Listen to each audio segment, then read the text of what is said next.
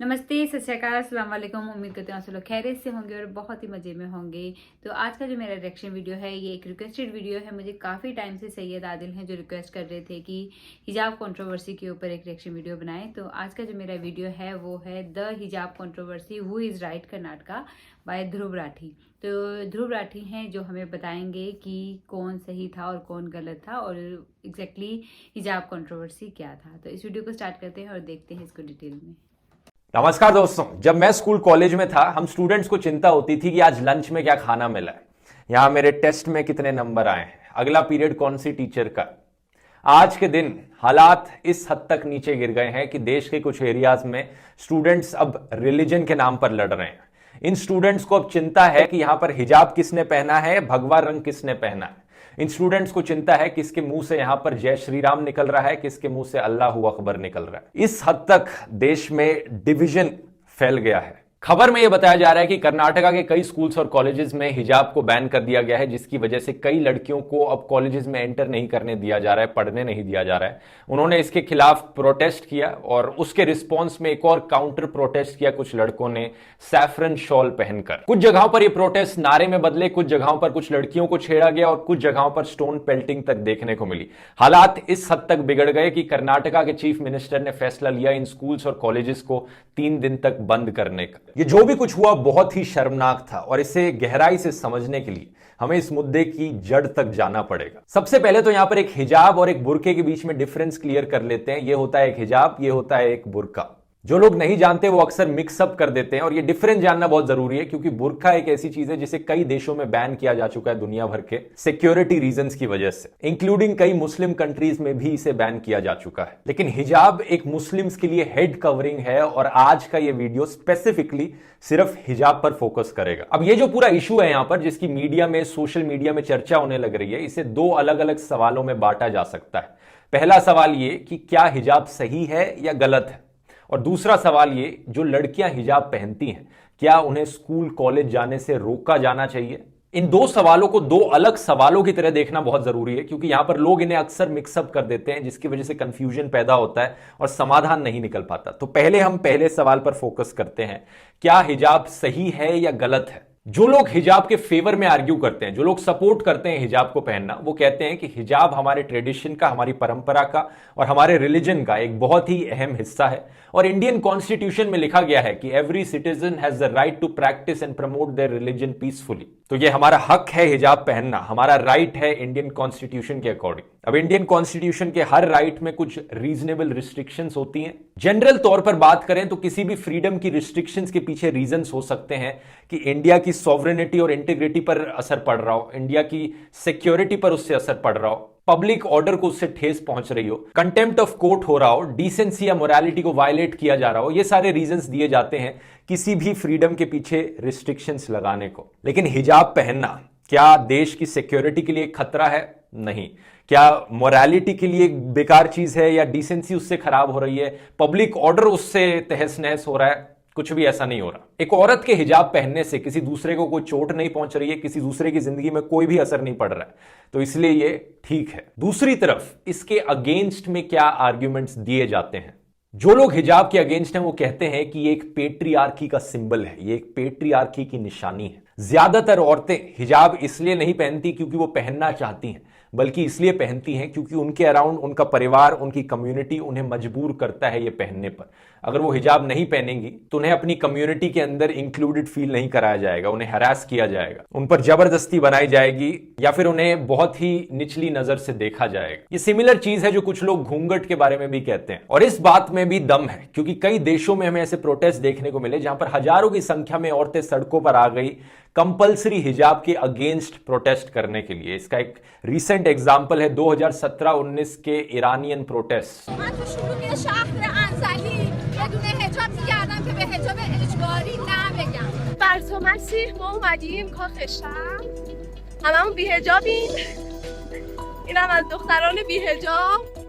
Some of the posted videos show solidarity. من از دختران نه به حجاب اجباریم. औरतें नहीं चाहती थी कि जबरदस्ती उनको हिजाब पहनने के लिए कंपलसरी बनाया जाए। तो यहां जो आर्ग्यूमेंट है वो है वुमेन एम्पावरमेंट और फ्रीडम ऑफ चॉइस को लेकर। अब अनफॉर्चुनेट चीज ये है दोस्तों कि हमारे देश में जो लोग सबसे ज्यादा अगेंस्ट हैं हिजाब के, वो ना तो वुमेन एम्पावरमेंट चाहते हैं, ना ही फ्रीडम ऑफ चॉइस देना चाहते हैं।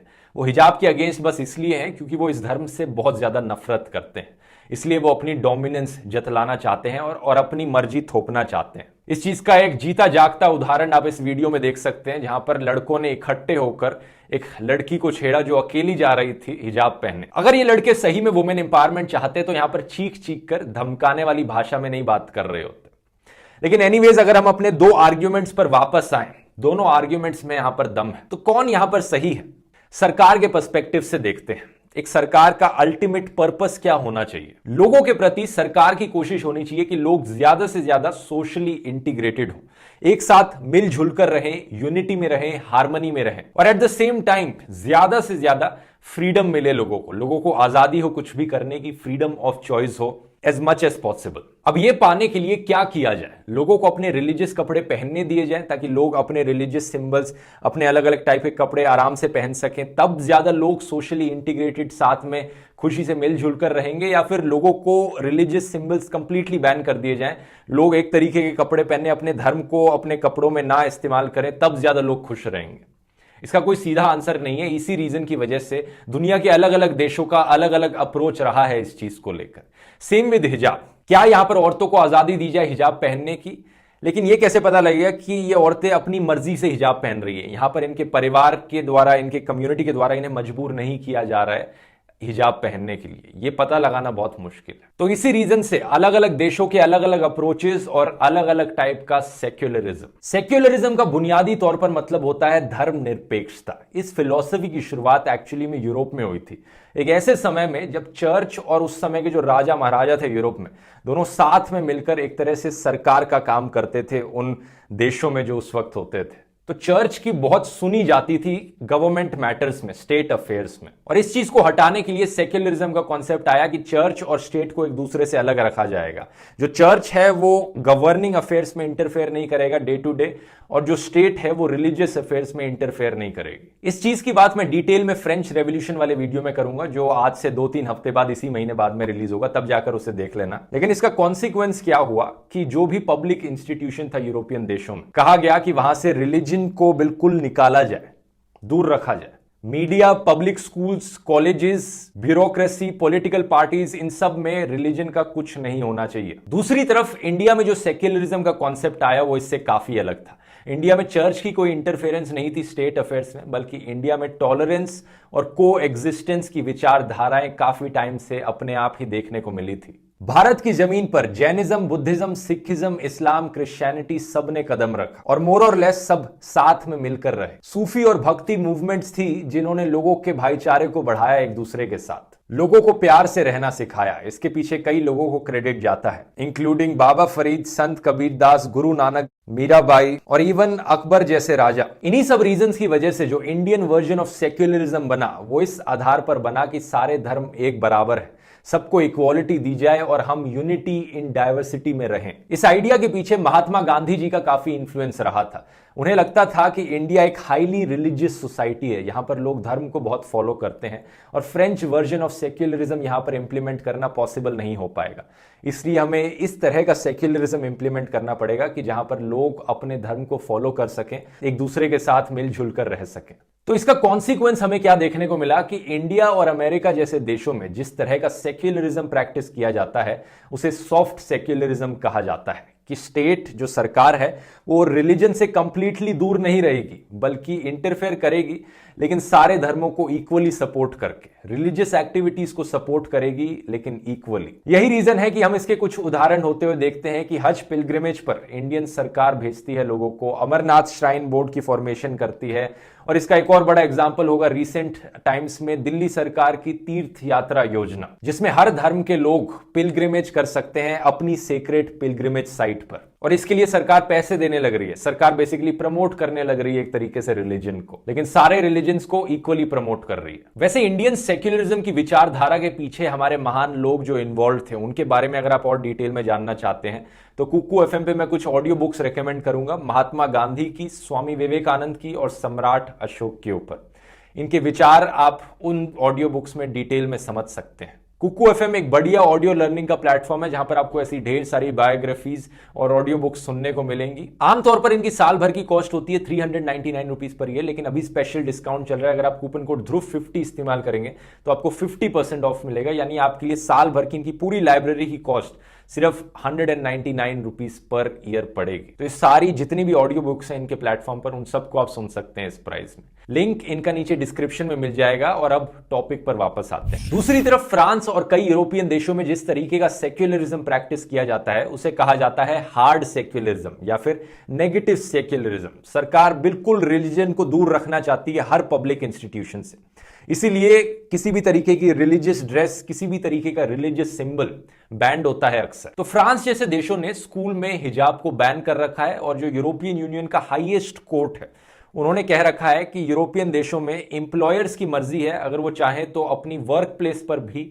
हिजाब को बैन कर सकते हैं। तो ये कंपनीज के ऊपर छोड़ दिया गया है बेसिकली। फ्रांस में वैसे ये चीज इस हद तक है कि आज से करीब 7 साल पहले एक ऐसा केस हुआ था। फ्रेंच स्कूल में पोर्क सर्व किया जा रहा था लोगों को, स्टूडेंट्स को, बच्चों को, और मुस्लिम लोग ऑब्वियसली पोर्क नहीं खाते यहां पर, लेकिन उस दिन खाने में, लंच में बच्चों को सिर्फ पोर्क ही मिला था। तो कुछ स्टूडेंट्स के पेरेंट्स ने कॉल करके कहा कि हम मुस्लिम से, हम पोर्क नहीं खाते। तो स्कूल की तरफ से जवाब मिला था कि पोर्क ही खाना पड़ेगा आपको यहाँ पर। हमने आज पोर्क खिलाया तो हर बच्चा यहाँ पर पोर्क खाएगा। यहाँ पर धर्म की कोई भी रिस्ट्रिक्शन अलाउड नहीं है स्कूल के अंदर। चाहे आप अपने रिलीजन को देखकर वेजिटेरियन बनो, कुछ बनो, लेकिन हम जो खिलाएंगे आपके बच्चों को खाना पड़ेगा। अगर ये एग्जाम्पल आपको सुनने में एक्सट्रीम लग रहा है तो कुछ कंट्रीज इससे भी ज्यादा आगे चली गई हैं हार्ड सेक्युलरिज्म के नाम पर, जैसे कि चाइना में लिटरली चर्चिस को तोड़ा जाता है, चर्चिस से क्रॉसेस को हटाया जाता है।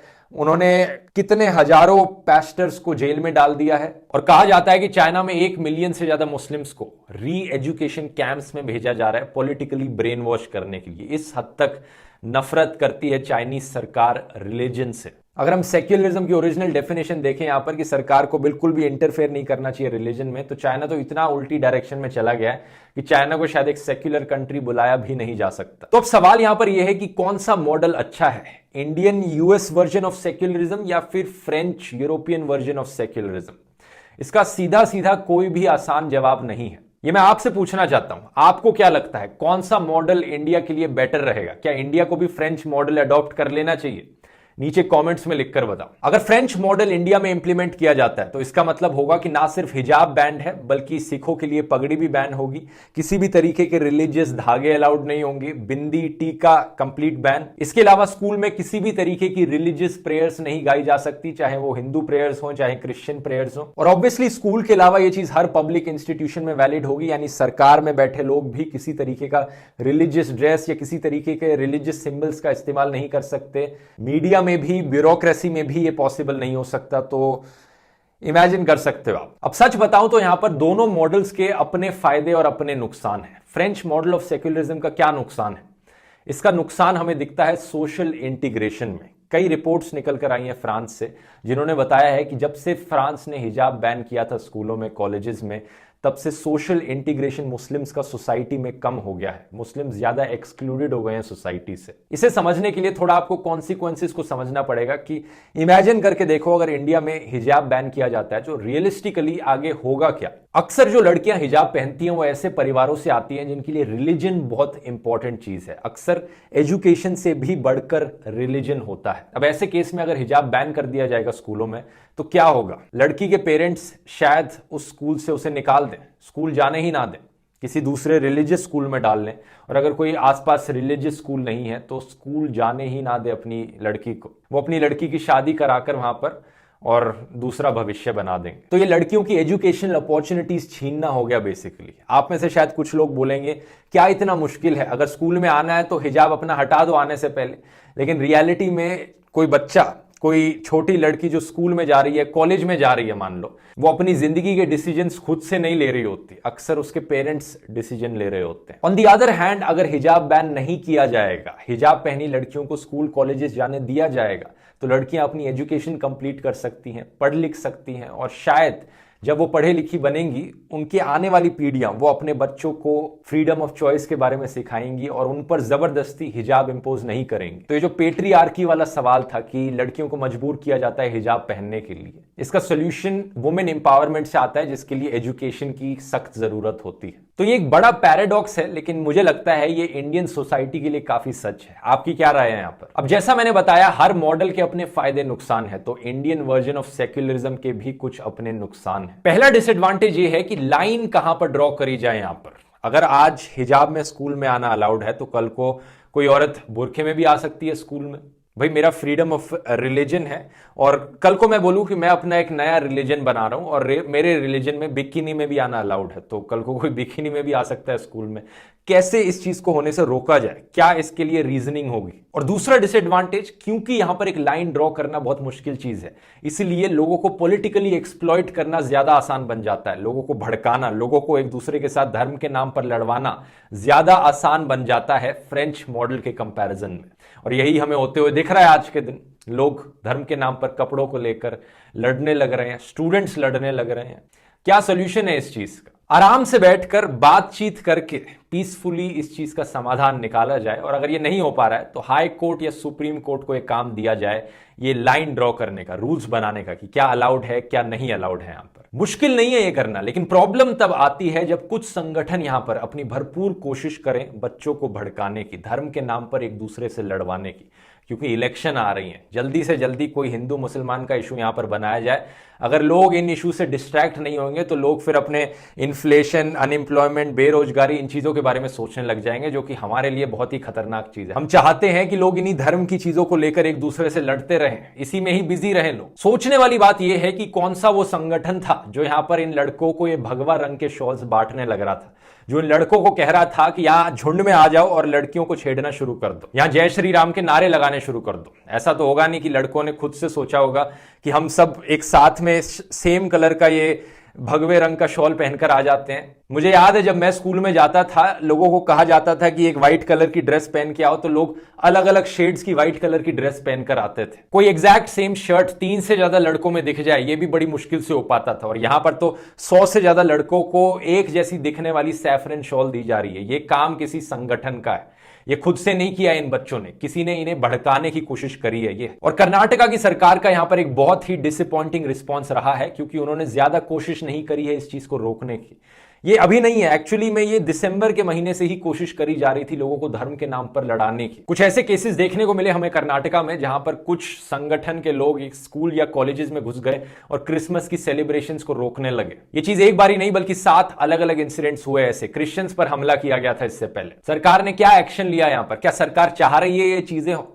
एक बहुत ही इंपॉर्टेंट सवाल है जो सोचने वाला है। और अगर सरकार सही में चाहती है देश में सोशल इंटीग्रेशन बढ़ाना, कि सब लोग साथ में मिलजुल कर रह सकें, देश में यूनिटी हो, देश में लोगों को फ्रीडम ऑफ चॉइस मिले और वुमेन एम्पावरमेंट हो, तो वैसे डिसीजंस भी लेने चाहिए फिर सरकार को। बहुत बहुत धन्यवाद।